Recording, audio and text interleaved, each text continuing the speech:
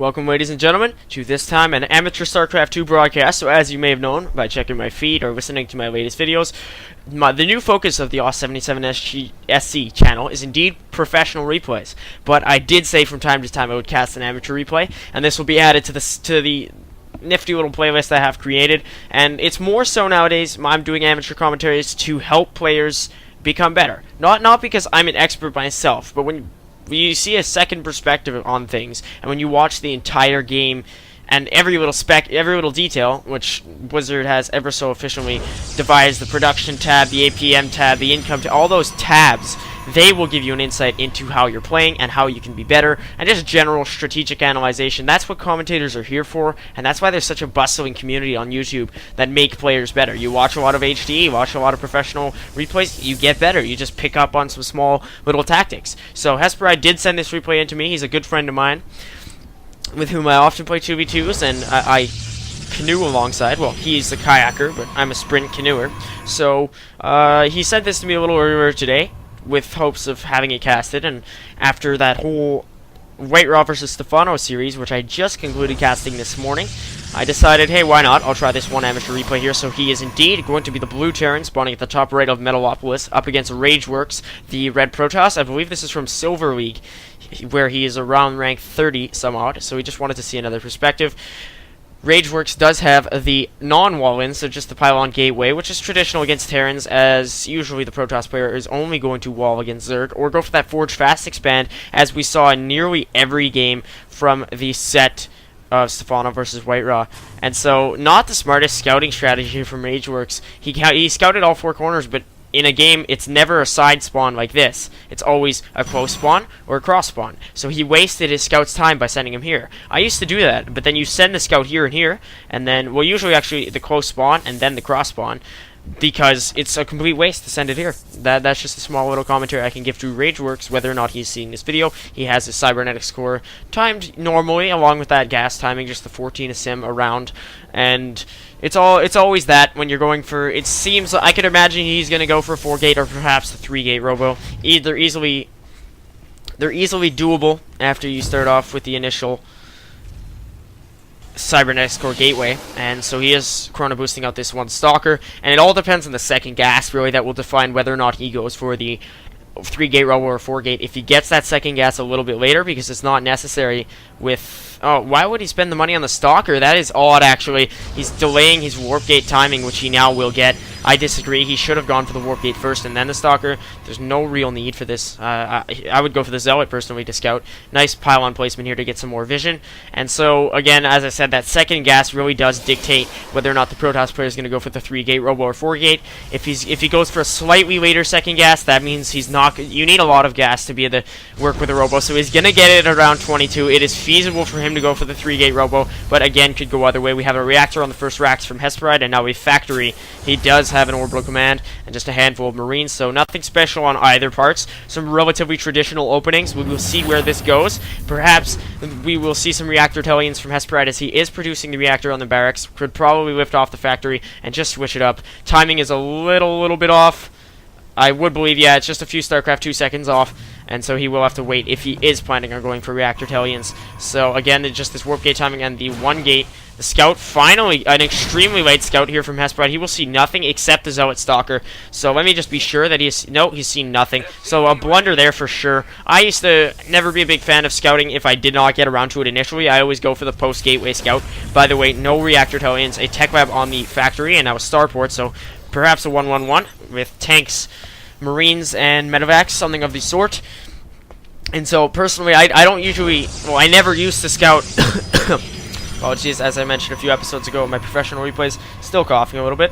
We do have a second gateway here, by the way. I never used to scout if I felt that... If it was past my warp gate timing, I always do the post-gateway scout, which was pretty much what Rageworks did do. But Hesperide neglected to do so. His opponent was able to build up enough of a force to kill the scout in a few shots, and that completely...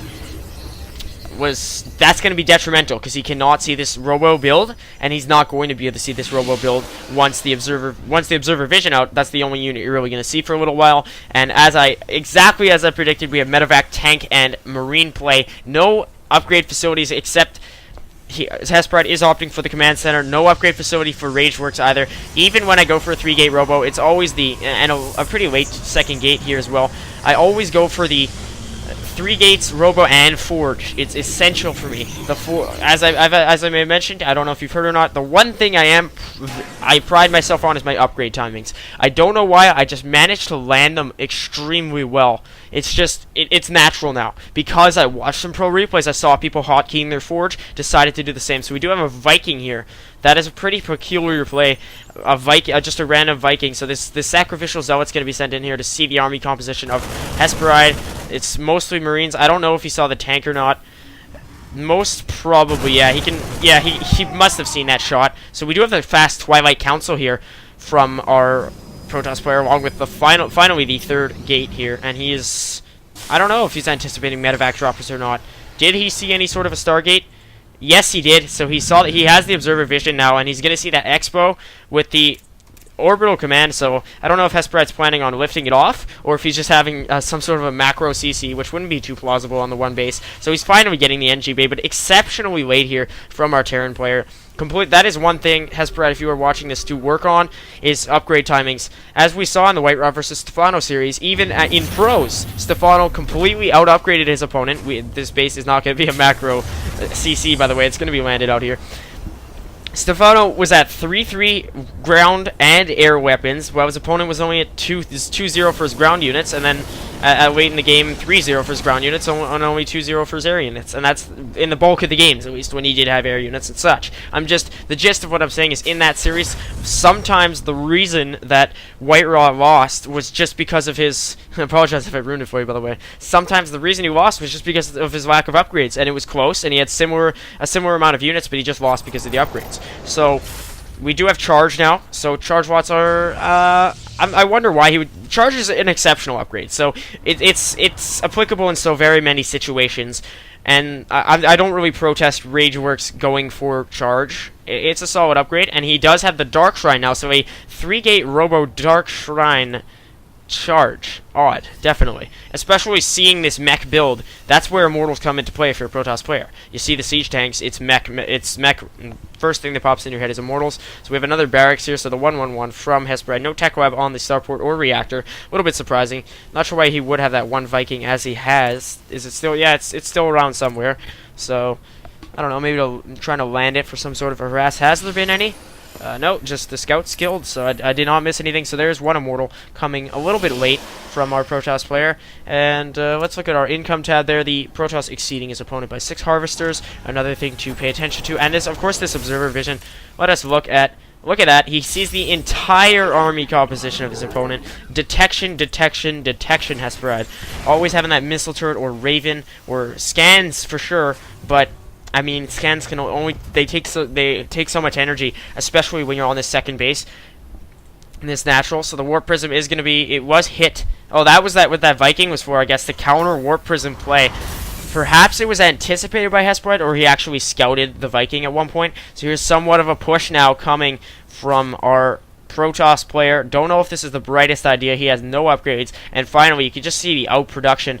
That's a lack of APM and general macro from Rageworks. He's pushing, but he has nothing going on.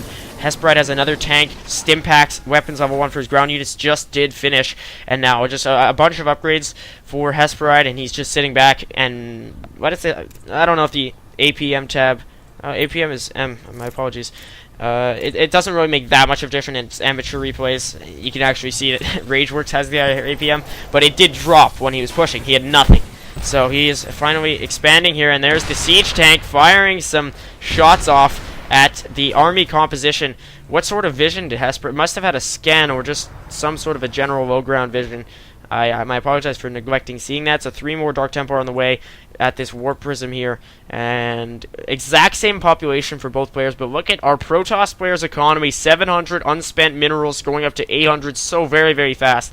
He's just not, he does not have enough production facilities. He still has the 3 gates. He's finally transitioning into 2 more gateways, but it's just not enough. He needs to, I could say he could probably manage 6. And now he's researching Blink, got another Immortal on the way, but Hesperide has a Viking, an Armory, handful of ground units and armor level 1, but again, he does have the third producing in his main, and this will be seen by Rageworks. So he has the Dark Templar and Zealots, the greeting party there.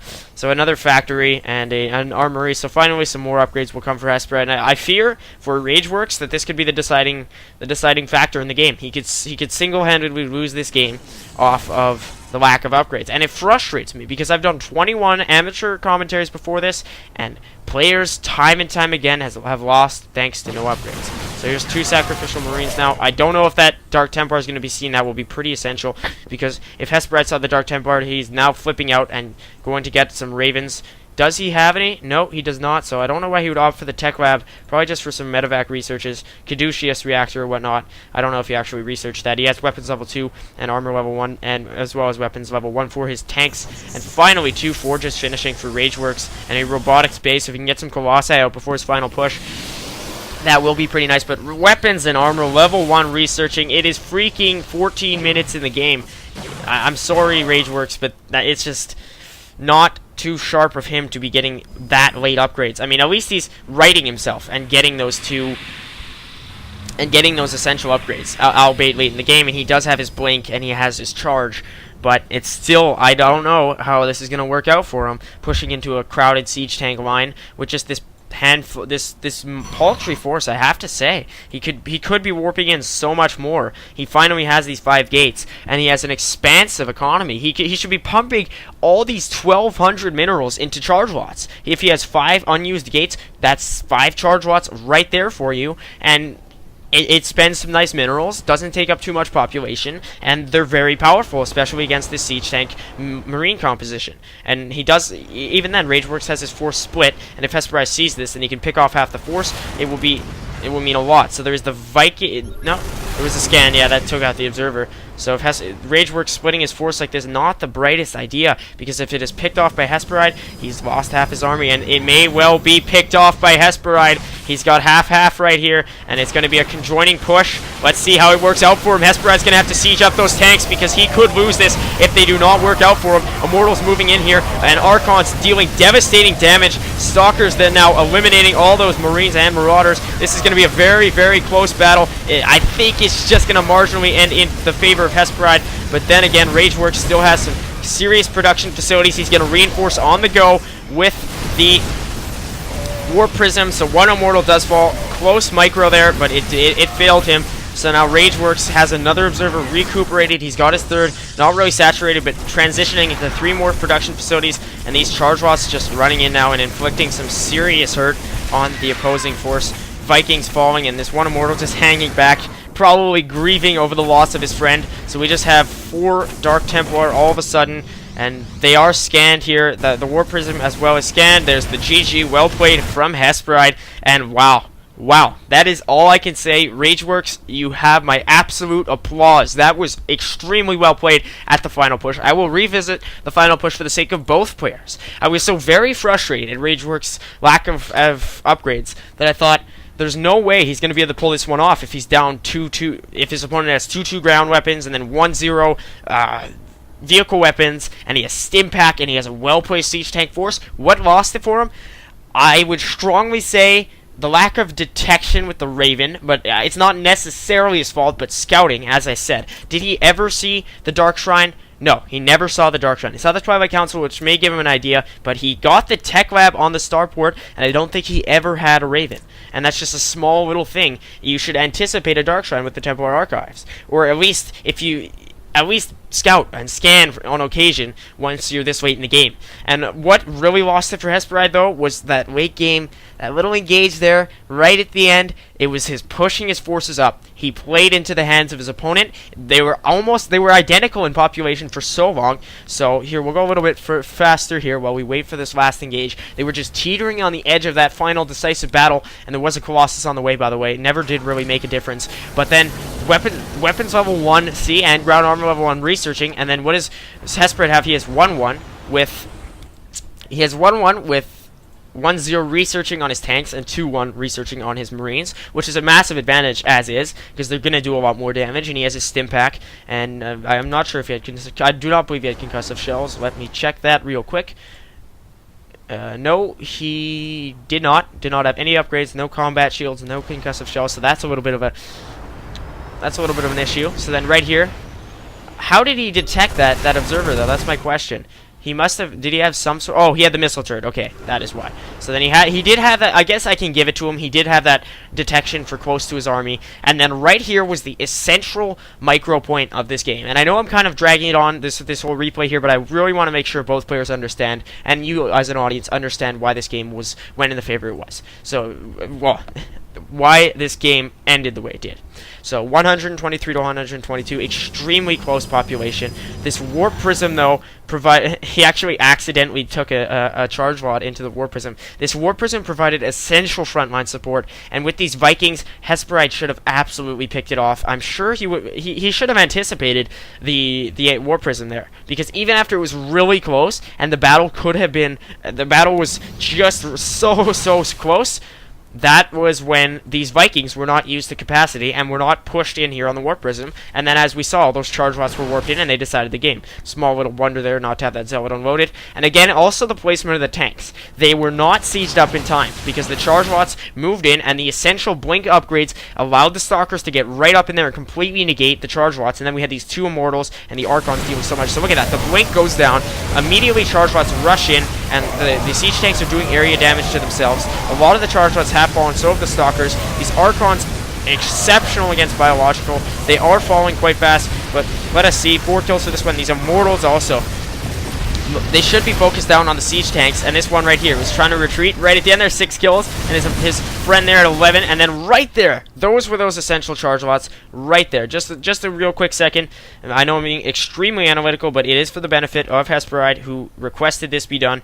So now we have right there, we run in, and then the zealot finally unloaded right there. 5 charge lots unloaded, as I said, with all these leftover minerals, so he will lose the immortal, which could have been avoided, but then the charge lots won the game for him. That was the difference maker. If there was no frontline support and there was no, see, these Vikings are still alive. If there was no frontline support from this warp prism, the game would have been not necessarily won for Hesperide, but he would have had a lot better a chance because of the time it takes for his forces, the opposing forces, to run all the way down here.